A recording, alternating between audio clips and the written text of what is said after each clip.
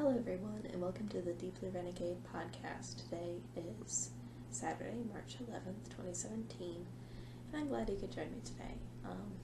It's episode 173. Yeah, probably. Yeah.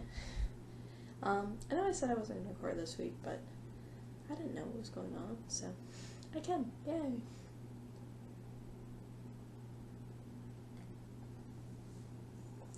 It is evening. The light's going to be meh. Still haven't quite figured out what I want to do about that situation and don't really have the brain space to right now, but something will need to be done. But it's the evening, so Pinot Noir.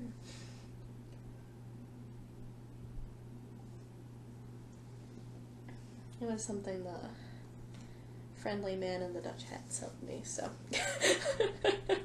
obviously trustworthy.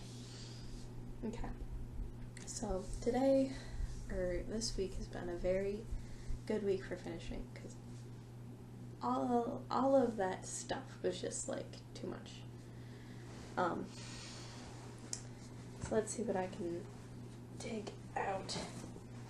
And maybe it's not entirely finished, let's be honest.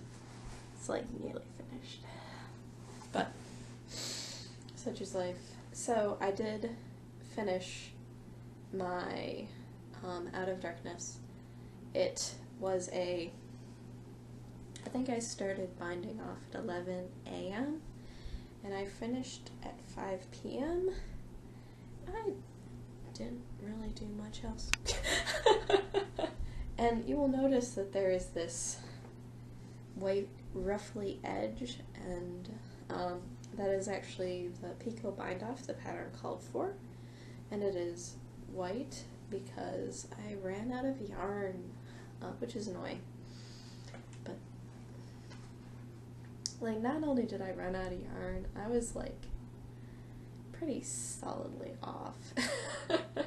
So I used about, what would it be? In terms of the regular knitting, it was about 2 grams per row, and I had realized this with 5 left to go. So the white edge is actually just 3 rows. But the picot bind off, I do believe the way the picot bind off works is that it's actually 8 times the yarn of a normal bind off, or it's 7 times more, so it'd be the equivalent of 7 rows. So I was 14 grams off. I wasn't, like, even in the ballpark. But that being said, like, the shawl is approximately wingspan, which I think is a good shawl length. It's fairly shallow. I don't think I could have made it any smaller. And it definitely wants to roll, so it hasn't been blocked yet. So then, this edge is pretty contrasty. I'm more than welcome to have insights. I was thinking of over dyeing it, actually, so then everything would get a sort of matchy wash to it. And it's very charming with it off the needles. It was a little funny looking, all scrunched up. It has a nice shallow shape, and it's nice and scarfy, and then it does that fun little crescent-y thing where it twirls in on itself, which I think is so pretty. But this has a bit to grow, obviously, but I think it'll look very cute when the time comes. And honestly, in terms of having the edge on it like this, I'm just not sure if it goes or if it doesn't. You know what I mean? It's a mystery. But I'll block it. If I don't like it after it's been blacked out, then into the dye pot it goes. Glass beads. I'm guessing it'll probably be fine. And then we'll figure out what to do from there. But it is a good shape. Laying the pattern, I couldn't, had I used smaller needles, I think I still would have been way off on yarn. And there was the option in the pattern, instead of doing the little picots, to do the surprisingly stretchy bind off, which is the purl two together style. And that would have used less yarn, so that would have just been 3x, but I don't think my needle size choice was was going to get me that much extra, you know what I mean? Like, I was just off. Whatever assumption that I was using for yarn usage on that project I was following was silly.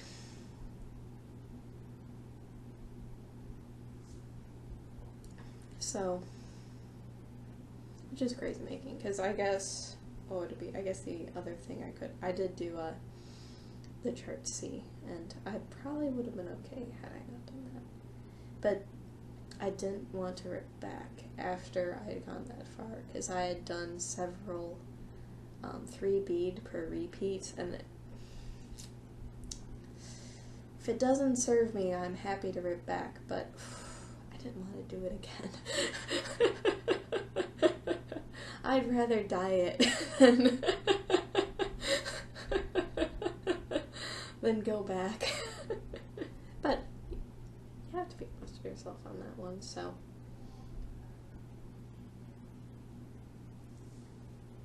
Apparently, it was, so, what would be, I guess I can show you the, so there was these little vertical bits before, or basically these vertical eyelets in here. You see those? So that was an option in the pattern. Apparently I shouldn't have taken it. But I really did like how it looked with that little vertical element in there, so I'll block it. I'll probably take a picture of it unblocked, then a picture, because I haven't taken very many pictures of this stinking thing. So I'll take a picture of it unblocked, give it its soak, block it out, figure out how exactly I want to pull everything together, and then go from there. But, like, it looks sort of like maybe wintry right now with its little white edging. So I looked at Madeline Tosh and figured out where the nearest retailer was, and it turned out there was like this secret yarn store that I had heard about but hadn't connected that it was actually in Dallas. Whatever. It was actually not very far from my work, so on Friday I went to lunch and I picked up a skein of Madeline Tosh Merino Light and Antler, which I think is undyed. I think. It's very light. So I'm probably going to reskein this and toss in the stash, because it's pretty much a whole entire skein. I haven't weighed it since I finished the bind. I did weigh it after I did my 2 rows in the pattern, and then I weighed it at the start, and then I did 2 rows of the pattern, and then I haven't weighed it since. I just gather all the things for podcasting.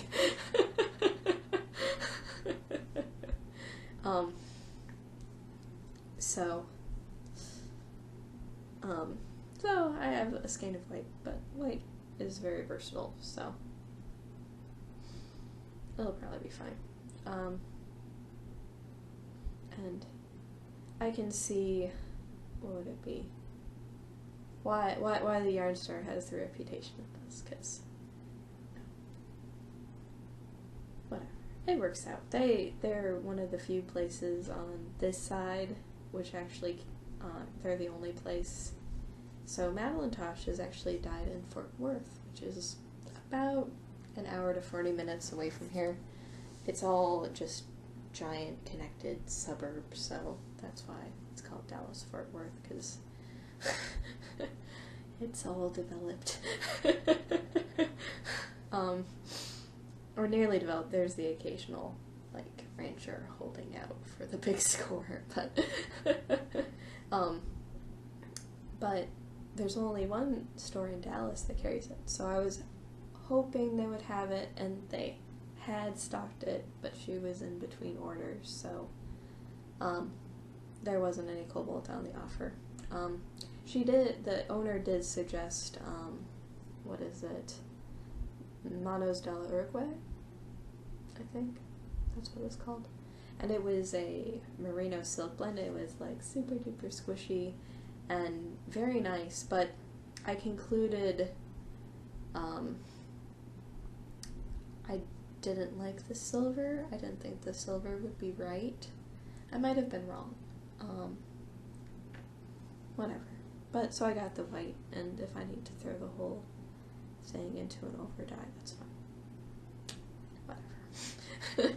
It's like Indy died, then Molly died. Whee! And, I don't know. I'll hold judgment till it's blocked, but we'll see. So, picked up this as a stashquisition. Okay. So, the next thing that I finished, which I wove in the ends before podcasting, which was the sign that it needed to be over, was these are the mitts I'm knitting for my friend. The outside of them is in the same waffle stitch as the hat pattern, and then the back side is twisted rib. You cannot see it all, but it's fine. The problem is that they're kind of sort of banana shaped. They look really funny off of the hand. It is, I think, just the nature of the fact. I did not swatch. I did not figure out what my gauge was so I could figure out the appropriate rate of picking up, and that would have made these like super bespoke. Now, you throw them on and they're very big, deep mitts with no fingers, because I don't love very many people enough to put fingers on, but so they would match the hat, but then they're big enough that it makes sense, because I didn't have enough of the hand spun to make a complete set.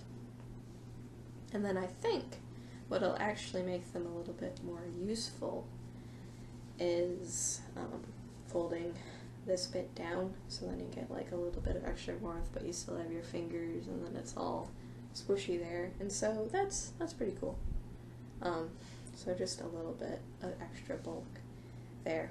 And so the black part is Cascade 220, and then the variegated part is Malabrigo Poseidon, my hand spun, so it's from the noob. And man, I did a good job with this yarn. Like, I didn't like spinning it, but it did turn out super duper cool. But I also ran out of yarn on these. Like, I had, yeah, you can actually, so I ran out about here on this last mitt. And it was the case where it turned out that the first yarn store I went to didn't have it. The second yarn store I had called previously in the week and found out they didn't have the Madelinetosh, so I wanted to just go to one yarn store. But that didn't work. I ended up going to them both. In the same day even. So I picked up a skein of Cascade 220 Merino, which is nicer than the Cascade 220 that most of this bit is entirely comprised of, but whatever. And this is nice stuff. So I have yet another worsted weight black yarn. Like, I thought I was getting rid of my worsted weight black yarn. Nope. Denied.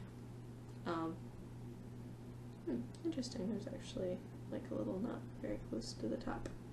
Well, whatever. So,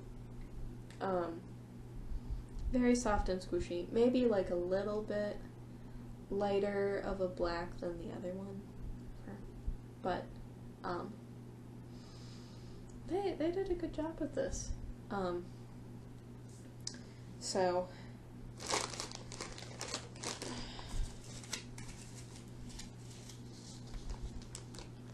I actually thought it was pretty nice. So then it was the case where the yarn shop owner was like, yeah, no, I did used to carry just regular 220, but I decided the merino was a better product, and I'm inclined to believe her at this point. So it was very, whatever, it was reasonable. I would say when you're looking for a good generic wool cascade, it's hard to beat. So I was, whatever, happy about that experience. I can see she's working hard for your business, which is cool. And you know what's also like unprecedented? Open on Sunday.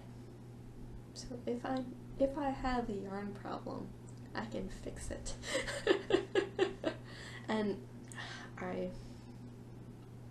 what would it be? A lot of the shops in the area, it's super hard for me to get there because their open hours are shorter than their working hours. You know what I mean? So a couple of them will have like an evening block, and then there'll be some Saturday time. But to have it open on Sunday is just really refreshing and nice. But this is also coming from the person who, like, my family had their business open on Sunday. Quell horror! No one put the shun giraffe on us, but we were trailblazers in that regard. So mitts are done. I just made up a random pattern. It is based loosely, or some of it is based on the waffle sledge, and I guess the other one that it's actually similar to is a pattern called Striptease. That's by Hypercyclid that I helped sort of promote for her, maybe. So it'd be the case where I just picked up stitches on both sides of my little panel that used up as much of the hand spun as possible, and then I put markers in for where the thumbs are. And so in the thumb area, I only knit on one side, and then once I got past the thumb area, I resumed working both sides. So if I had been smarter, I would have figured out what my gauge was so that I could have picked up a better number of stitches. So if everything had been, if there hadn't been a thumb hole, I think it would have been a little bit more contained maybe. But the other thing was the cast on and cast off edge weren't the same tension. So my cast on edge was much firmer, I think because I used the cable cast on. And then used a long tail cast off for the end. So there's a different tension to it, which makes it very wonky looking when it's off the needles, because the black wants to be longer and it can't be longer on one side. So, whatever. They keep your hands warm. They look pretty on your hands.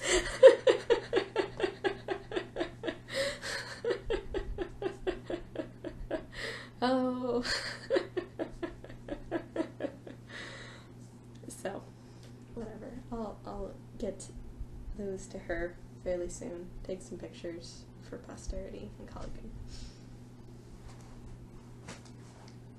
But wait, there's more. You know how I was talking about the turtle koozie? Somewhere I did finish it. So if I had delayed in recording sometime, you know, like after the sun had set, it would have been fine. But I did finish the stupid thing. So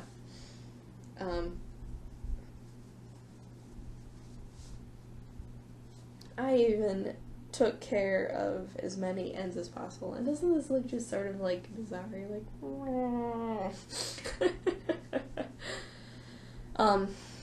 so as a little design feature, I didn't do I-cord all the way around so it was so that it would be possible to have it snug around the tortoise. And I did manage to fit all 10 spikes in a reasonable pattern. They do a little bit more of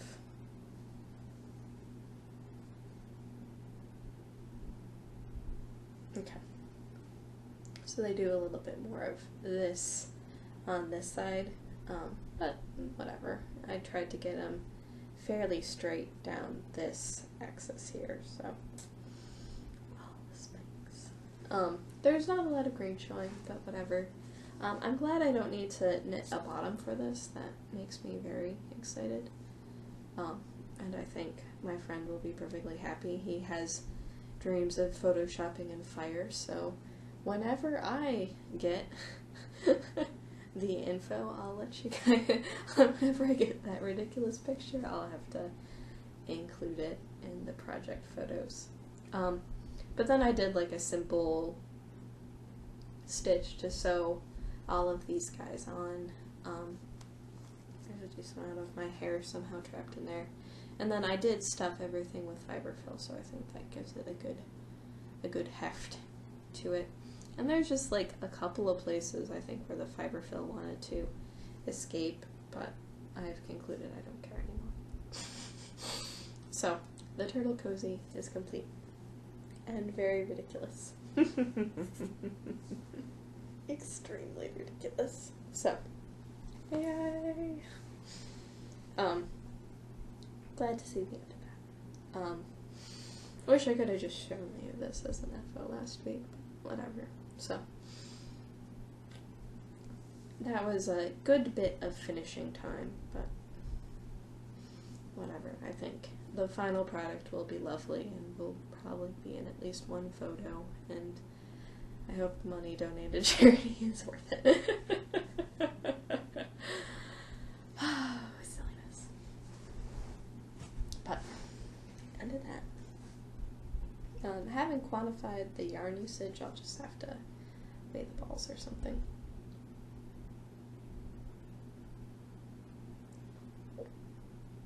Didn't think to do that beforehand, so who knows.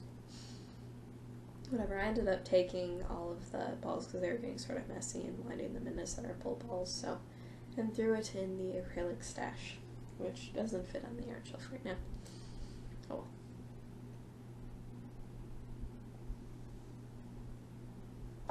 So, many FOs. Glad I finally get to have a change. Now, after the podcast, I will be putting away a lot of my random knitting things, which I think is most of what I am dealing with at the moment. So, what is on the needles now? So I did end up rewinding my ball for my Fade Your Viajante, and I was in fact very, very close to the color transition point, so that was good. It's a little bit crazy making, not knowing. I wish there was, what I probably could have done was to make really long flags and make sure that they were poking out of the ball of yarn so it would be easier to find. But I am into this yellowy, green, magenta color. It's weird. And I'm getting out of this green, blue, yellow color. Like how many different ones can I include? So I've done a couple of stripes of my third color as I'm wrapping up my second. And I did manage to get a decent amount done this week. Looks like guess I'm splitting a ply there. So from last week, it turned out it was probably, I don't know, 7 more rows before I began transitioning. But there is the marker, and so whatever, that's probably 2 inches of progress, but it is getting bigger as I go, so justify. But it is coming along. It gets most of the knitting love, but not on the weekends, because apparently I need something more entertaining on the weekends. But during the weekdays, this is perfect speed for me. So we shall see how many rows I end up getting out of this one, or if it's going to be like a similar size color block to the other guy. I'm actually sort of interested, or it's interesting how it's coming out like almost like brown to my eye with this skein, or maybe that's just what color I'm nearby right now, but I just found that to be interesting how I was thinking it was going to make everything like brighter and more yellow, but instead it's sort of like tempering the color number 2 in a way, or just making everything a little bit more neutral. So interesting. What is it? The main thing was that I just wanted the blue close to my face, and everything else is whatever. It's making a good squishy fabric. It hasn't been giving me very much trouble as far as projects are concerned. So that's been nice. It's just a worry. Like, the only thing that causes me angst is when I, feel like I should be changing colors and I'm not, and then I feel like, did I miss it? And I haven't missed it. So that's the only thing that's driving me a little crazy, but whatever, such is life. I guess I just want to get to the halfway point so I can move my little marker. We'll make it work. I must admit that I am feeling a little bit of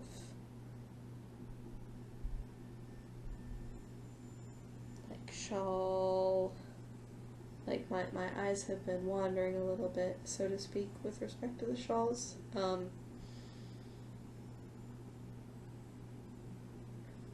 And that, I think, it was the case where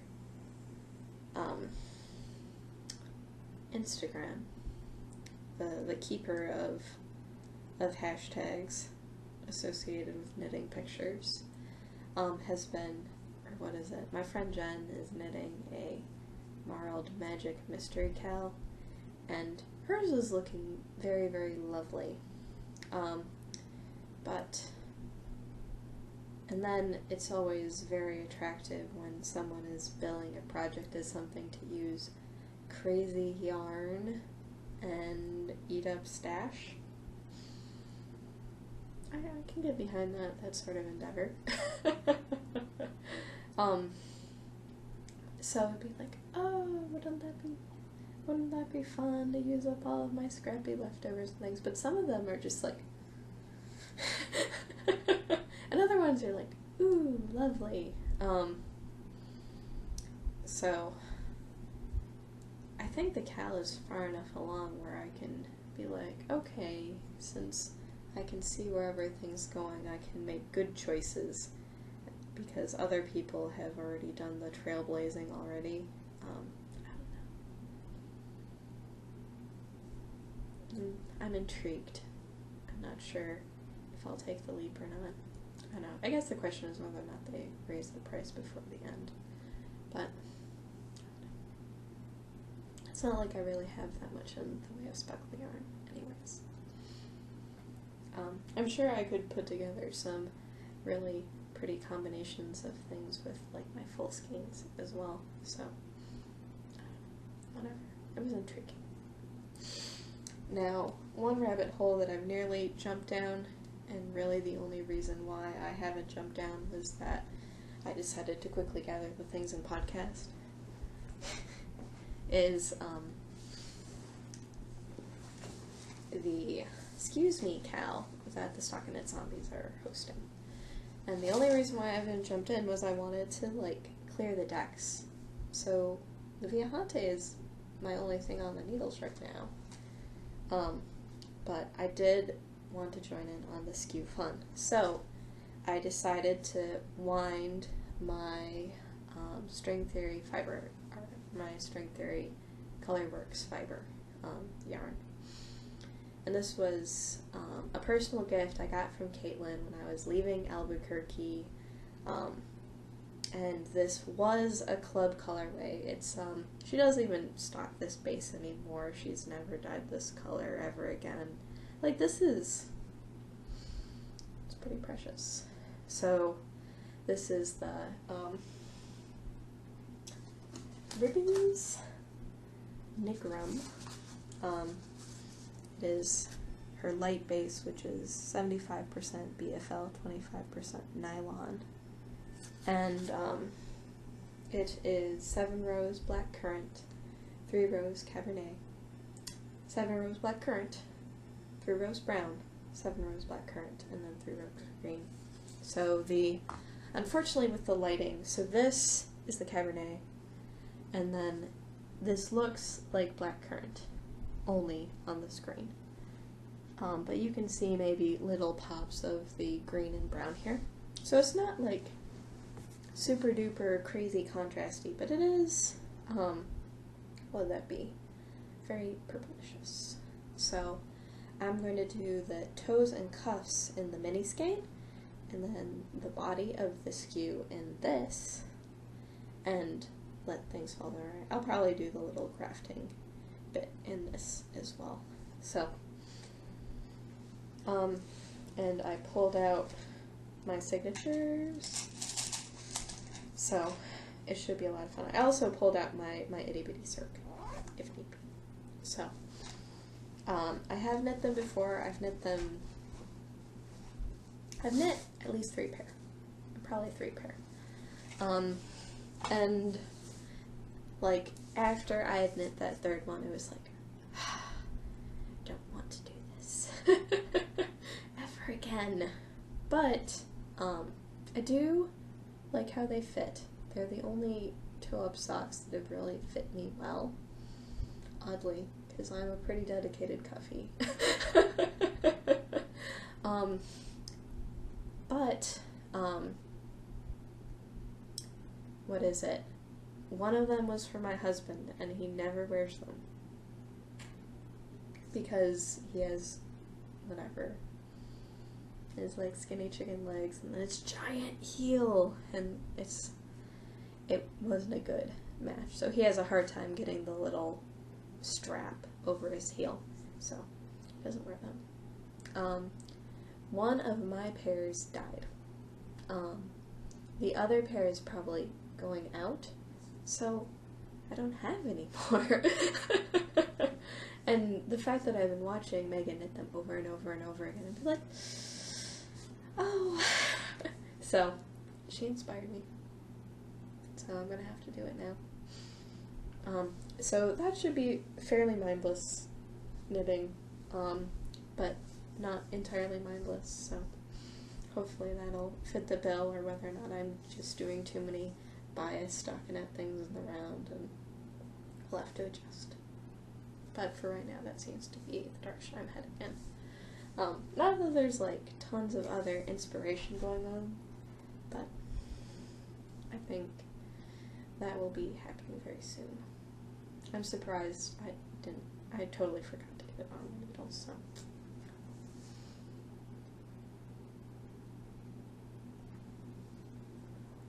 I do have another finished thing, though. A finished spinning thing. Slightly farther away. So, I have 32 yards of end ply leftovers of my variegated, which turned out very fine. What would it be? But also makes me feel glad that I decided to combo spin overall, because, what would it be? Because there just wasn't enough blue in the variegated Noel of the nest. So this is Superwash Merino Silk. It was a club colorway, so it'll become available to the general public probably July, I'm assuming. Or then you can ask Jen of Nest to dye it up again. But it's nice. So this was on the light end of fingering for that, because I just spun the variegated really thin for some reason. And then this monstrosity is my combo. So this is 8 ounces, 4 ounces of the Yuletide colorway, and 4 ounces of the Noel, and then 2/3 of that 4 ounces is a ply of blue, and then 2/3 of that 4 ounces is the Noel ply. And then there's a combo which I took 1/3 of the Noel and 1/3 of the Yuletide and held them together while drafting. So it made for something that is mostly blue in character, so there's blue everywhere. And then there are places where it's blue and the other color, and then the other color doesn't have a lot of blue in it at all. So, and then the variegated itself had much more of a red character, but that is totally not showing up on the screen, unfortunately. Like, like it looks gray, but I'll have to take some pictures in the daylight. It is like totally scrumptious, and I'm sad that the lighting is failing in the scrumptiousness of it all. So this is 3-ply. I got, I think, 908 yards in 8 ounces. So, I think that is a respectable fingering. And it's had its spa treatment. It is totally balanced, really lovely, good squish, and it will eventually become a breathing space, I'm assuming. So hopefully this will have decent contrast with the red, because it did seem to turn out with a very decent red content, and that's giving it a little bit better of a view than other things, so we'll take it. So really happy with how it turned out. It took a while. And the next 8 ounces for the sweater spin is going to be more of a slog, because it's all solid, semi-solid. So that's going to be a little bit challenging for me, which is why I started something not related to it. Ta-da! So this is Three Waters Farm in the Color Music colorway, and it has a teal, an orange, a yellow, and purples, and like this greeny color, and it is super duper happy. Oh my gosh.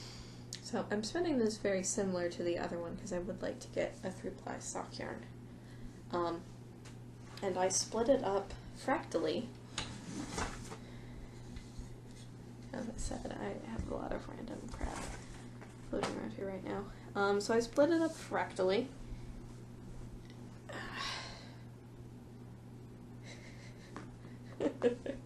So this is 8 pieces. This I split into effectively what is 4. And then I've already finished a bobbin. So, this is the finished bobbin. There isn't any green showing, so this is effectively 2 pieces. In order to split it up, I just folded the braid into thirds, and then I pulled a third and split it in half, and then this became this ply. And it was a matched color repeat that way, so I figured that was the easiest way to guarantee everything worked out. But I spun this counterclockwise, because I'm doing an experiment with sock yarn where one of the plies is going to be in the same direction that I ply in. And then the other ones are going to be the normal way, so I'm spinning it counterclockwise. Sorry, I'm spinning it clockwise on the wheel for the other 2 plies, which is how you would normally spin. So I still have all of this and that which is on the wheel, but it's just really gorgeous. Oh wait, we had one glumping on there, so really very saturated. I think when I had originally ordered this color, I thought it was going to be actually a little bit more muted, but it has been a lot of fun. So it was a lot of fun to be like, yay! So I'll need to concentrate really hard when I'm spinning this because it's practically pencil roving. I really did strip this guy hard. So I'll just have to be really mindful when I'm doing it, because I don't want, like, it to be way off in terms of thicknesses, if that makes any sense, but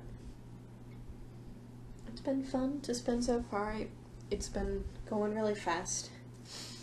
I think after the long spin, it was just sort of refreshing, even though I'm basically spinning the same yarn. I don't know, whatever. Or maybe just the novelty of... See, I never remember which one is S versus Z. So think you spin singles S and ply Z. So my wonky ply will be Z, plied Z with the 2 S's. And really the best possible thing, I guess, for making sock yarn, which is you have as many plies as you can possibly stand.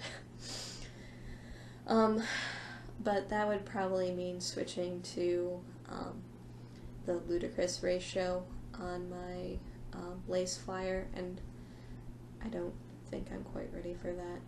I'm like in the middle, like the sub-ludicrous ratio right now. And I was thinking I was never going to use it, but that seems to be about where I get the right, like when I was spinning for the Viajante. Like, if I wanted lace weight 2 ply, I needed to be on the sub-ludicrous ratio. And if I want fingering weight 3 ply, then I need to be on that ratio, and I will not get what I want if I am on the biggest ratio on my lace flyer. So I just found that to be interesting. Or that's like my not paying close attention to what's happening. This is the weight that I'm getting when I'm spinning. No. It's interesting. So, a lot of fun. Enjoying spinning the Three Waters Farm. So, it's also cool how she does her tags. They're actually like stickers. So, Color Music, Three Waters Farm. Oh, it's 100% BFL. So, that is cool. So, enjoying it so far. Been a fun little adventure. Because I was stuck doing all that shawl finishing today, I didn't get a lot of spinning in, but it's like, so what I showed was how much I got to do today. So, not terrible. Entertaining, to say the least.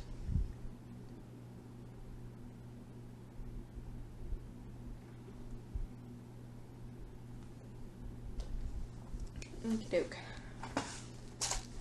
Let's see.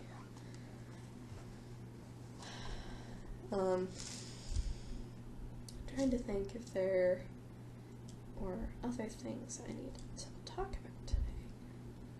Because I think I was a little bit out of order. Because I talked about stash positions as I was talking about my finished objects. I talked about finished objects first, which I guess I never really have a pattern. It's sort of hit or miss whether or not I even finish things in a given week anyways, so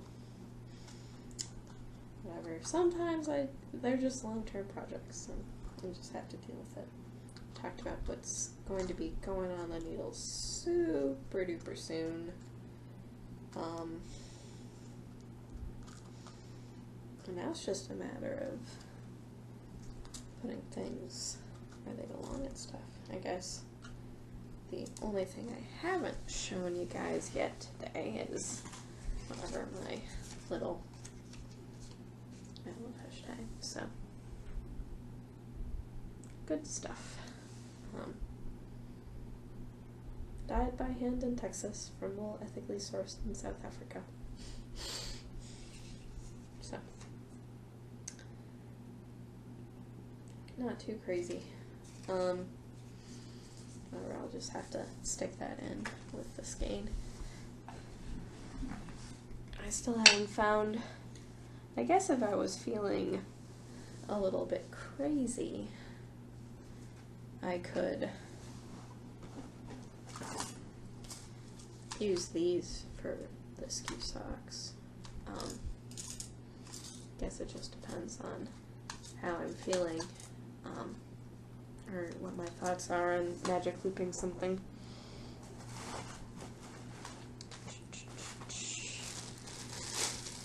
Yeah, it looks like I made it to the bottom of my bag. Clean everything up, so here is the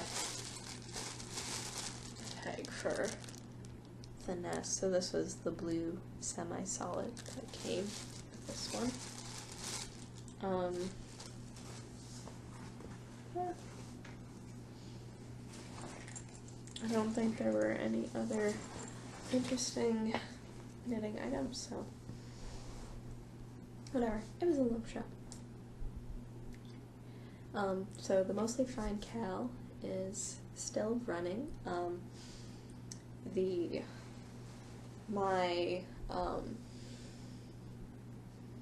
What is it? My Out of Darkness shawl, which I'll be showing next week, all blocked and maybe dyed, was a part of that. So project, finger and weight yarn or finer,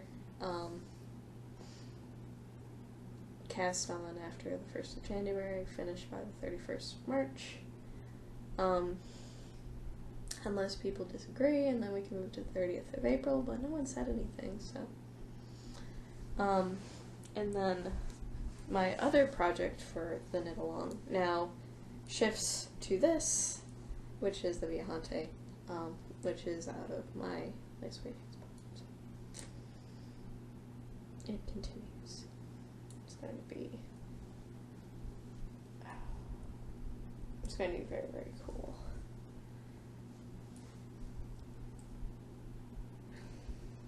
When it is done, so I'm very excited about this guy. So I think so I should be able to record next week, depending on shenanigans, but it seems likely, and that will be either the 18th or the 19th.